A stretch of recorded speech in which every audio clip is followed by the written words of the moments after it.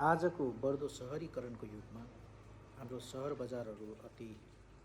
व्यस्त मात्र नभएर पल्युटेड पनि हुँदै जाँदैछ र यो पल्युसनलाई या प्रदूषणलाई